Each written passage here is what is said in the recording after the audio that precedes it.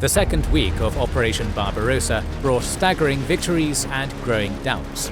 But behind the headlines of rapid advances and collapsing Soviet fronts, cracks were already forming in the German war machine.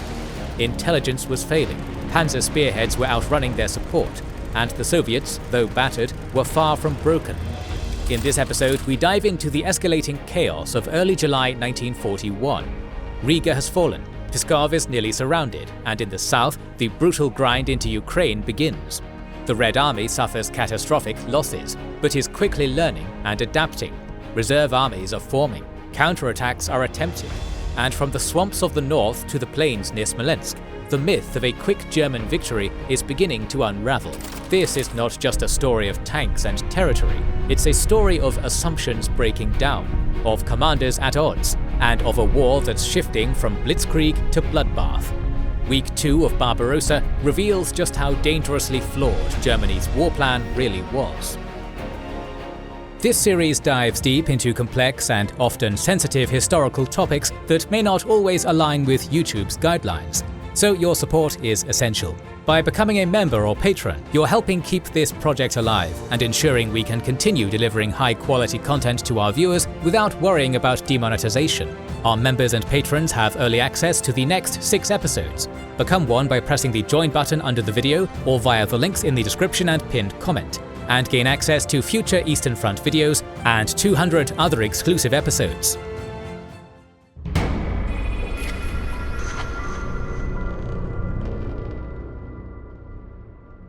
The opening days of the campaign had seen the Luftwaffe destroy an incredible number of Soviet aircraft. Some sources put the number destroyed as high as 4,900 by July 1st. They had lost only a few hundred planes, with many of these due to mechanical failures. However, gaps were beginning to show in the Luftwaffe's combat power. As the front expanded rapidly, reconnaissance elements were having a hard time keeping up with the spearheads of the panzer groups. Even though the losses of the first 2 weeks of the war had been relatively light, there were some who were not convinced of the success. The commander of the 10th Air Corps, Major General Waldau, told OKH Chief of Staff Hellyer on July 1st that the Luftwaffe had severely underestimated the strength of the Soviet Air Force. His estimates now totaled more than 8,000 planes.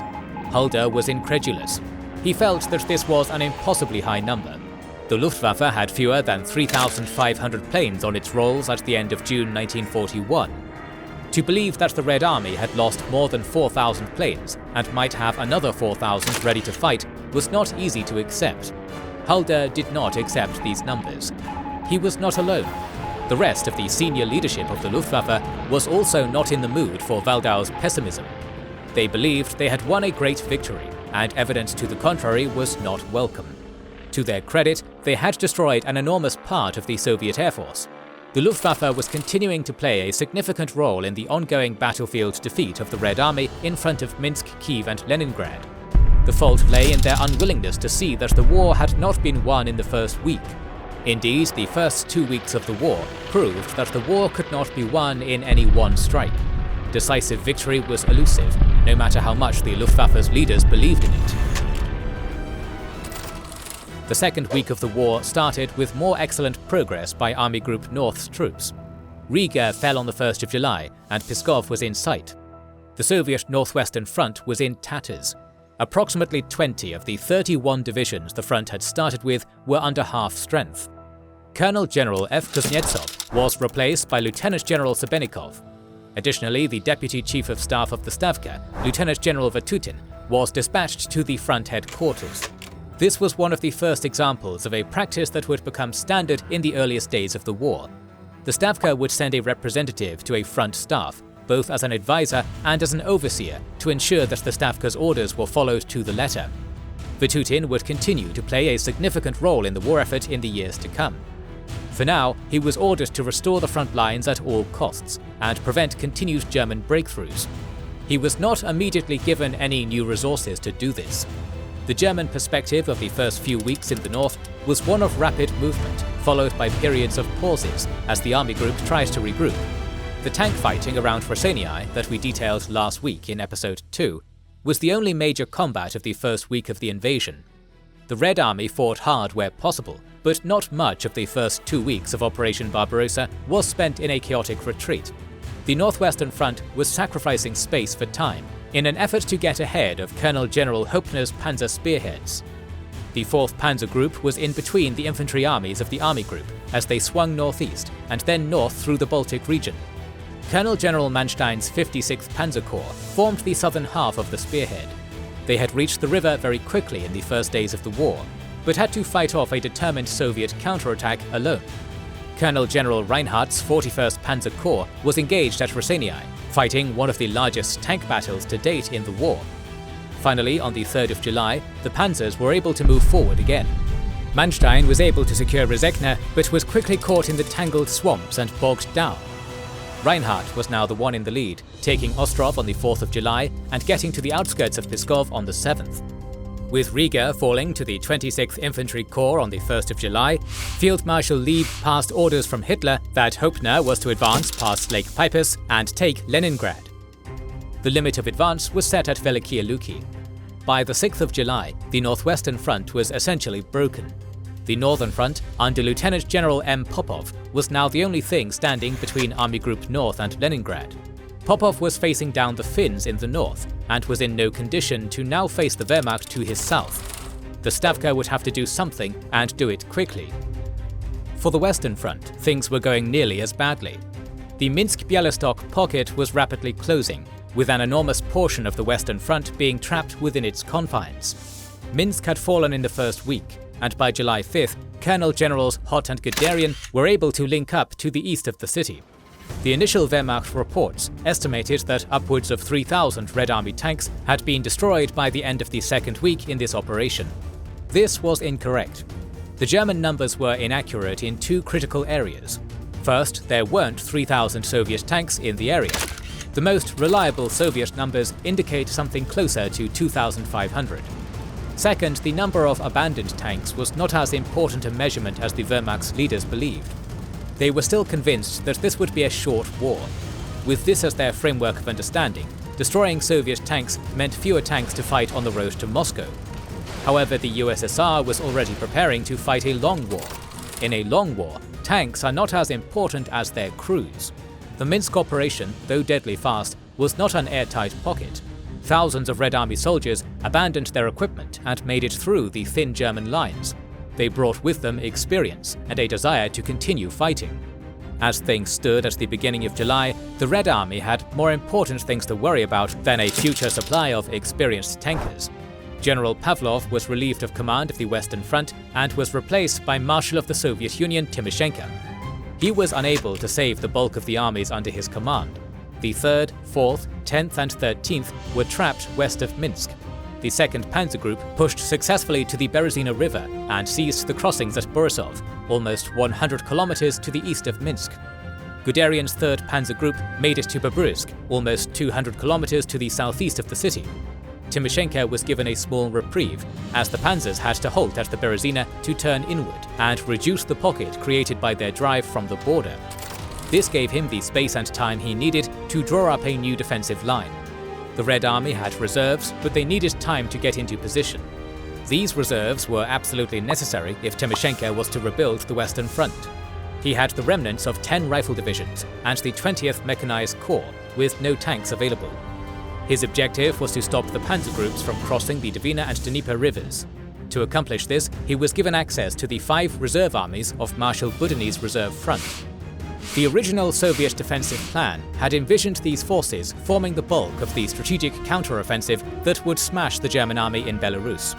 That plan had to be scrapped, and the reserve field armies were sent to form a new defensive line in front of Smolensk. To make up for this new gap in the Soviet reserves, the Stavka mobilized 2 new armies and placed them along the road to Moscow from Smolensk. Following this deployment, 4 more armies were assembled around a corps of NKVD border guards. These were led by NKVD generals and placed around Moscow. These reserve armies were not fully staffed or equipped.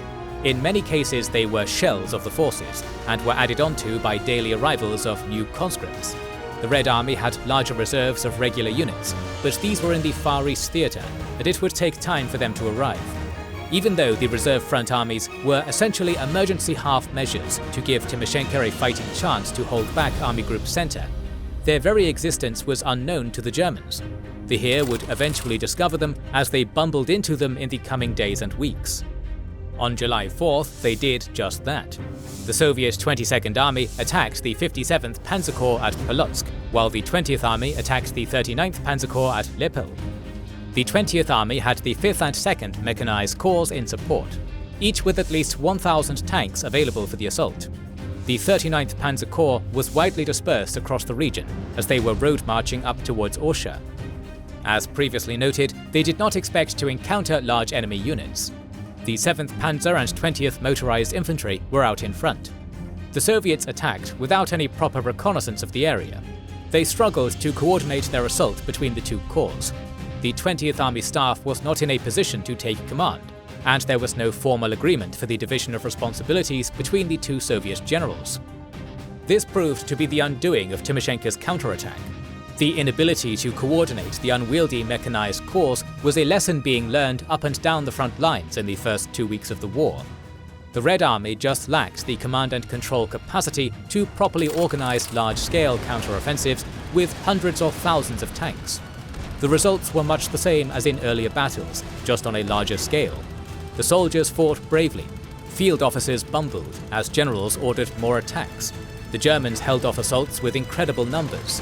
It has been estimated that of the 2,000 tanks the Soviets mustered on paper, more than 800 were destroyed. Dozens and possibly hundreds were lost to mechanical failures. One incident in particular stands out. 44 brand new KV-1s were ordered from the Kirov factory to assist in the assault. Of these, 7 had their clutches burned up on the short road march. This rendered them inoperable for the fight, and they had to be recovered to be repaired. This was the sort of diversion of resources that could hardly be tolerated in the early days of July 1941, yet it persisted. Before the week was out, approximately half of the remaining tanks were put out of action by poor driving, resulting in wrecked clutch packs. The fighting slowed the German advance, but did not stop it. Smolensk was still in the sights of Army Group Center. The Minsk-Bialystok pockets would completely collapse before the end of the second week. The casualties were enormous. The Soviets lost approximately 400,000 soldiers under the first iteration of the Western Front under Pavlov's command. The fighting at Smolensk was set to be an even bigger battle. Both sides braced for the impact as the second week of the war came to a close in the center of the Eastern Front. For the under-resourced Army Group South, the war was different than that of their comrades in Army Groups Center and North. There were no massive pockets of Soviet soldiers ready to be encircled with daring panzer attacks, and no wide-open country was abandoned by the Red Army as they retreated to fight another day. Only grinding attritional war, every kilometer fought and bled for. The Southwestern Front's commander, Colonel General Kirpenos, was struggling to concentrate his forces for the Stavka's planned counteroffensive. He was committing everything he had as soon as he could get his hands on it. This was a desperate attempt to buy his front time to organize the counteroffensive. It was failing. On July 2nd, the southern portion of Army Group South attacked into Moldavia in force. The Soviet 2nd Mechanized Corps and the 9th Army struggled against Colonel General Schobert's 11th Army. The Germans and their Romanian allies struck through the much smaller Soviet Southern Front and broke through on the first day. The Southern Front was given permission to withdraw, but this was later countermanded. They continually launched local counterattacks across their area of responsibility. This resulted in serious delays that eventually led to strong concerns from Halder and Hitler in the coming days and weeks. Around Lviv, the 1st Panzer Group was still making progress in the face of stiff resistance. By July 2nd, they were spread out between Lviv and Rovno, after having defeated the Soviets in the opening Battle of Dubno. Now, cracks were beginning to show in the command structure of the Wehrmacht. Field Marshal Rundstedt and Colonel General Kleist made clear their opinion that the 1st Panzer Group should focus on encircling and destroying the Soviet 6th and 12th armies. They considered this the primary objective, in line with the strategic goals set by Hitler himself, namely the destruction of the Red Army as a field force. It was also clear to the commanders on the ground that the Southwestern Front had large reserves. This meant if there were no large encirclements in the south, eventually Kirpenos would be able to reorganize his forces and overwhelm the smaller German force. Hitler wanted Kleist to strike towards Kiev. After more discussion, the 1st Panzer Group was split to accomplish the divergent objectives. The eastern thrust was led by the 3rd Panzer Corps under General of Cavalry Mackinson. They sliced through the disorganized mess of Soviet mechanized corps in the area. The so-called Stalin Line was breached by July 7th. The 9th, 15th, 19th and 22nd Mechanized Corps were flung into the breach, but to no avail. The next week of fighting would determine the outcome of Hitler's gamble to split the panzers of Army Group South. Speed and surprise were the foundations of German victories from Pskov to Lviv. It was never about larger armies or stronger attacks. The view from the Wolf's Lair was somewhat different than that of Hitler's generals. Hitler was strongly biased against much of the army's senior leadership by this point. He was in constant opposition. He had lectured Field Marshal Bock about reaching too deeply at Minsk. Now Hitler was convinced that Rundstedt was not being aggressive enough. As chief of the OKH, Colonel General Halder was caught in the middle. He had been outmaneuvered in the planning stages of the invasion, and saw this as his opportunity to get back into Hitler's graces. Halder had assured Hitler that the destruction of the Red Army was essentially a foregone conclusion. Evidently, he believed it. On July 3rd, Halder noted in his diary that the war had been all but won. His opinion on this matter would begin to change over the next few weeks and months. However, he remained determined that if only the Heer was given a free hand, he could win the war in the east. As week 2 ended, Smolensk loomed on the horizon, but neither the Wehrmacht nor the Red Army understood just how critical and costly this next fight would be. Next week, we will continue the week-by-week account of the entire war on the Eastern Front. From July 1941 to May of 1945, we will track the war's progress. Stay tuned and remember, this is just the beginning of the weekly Eastern Front of World War II series. Don't forget to subscribe, comment and share this video. It helps immensely. We have started releasing weekly Patreon and YouTube member-exclusive content. Consider joining their ranks via the link in the description or button under the video to watch these weekly videos, learn about our schedule, get early access to our videos, access our private Discord, and much more. This is the Kings and Generals channel, and we will catch you on the next one.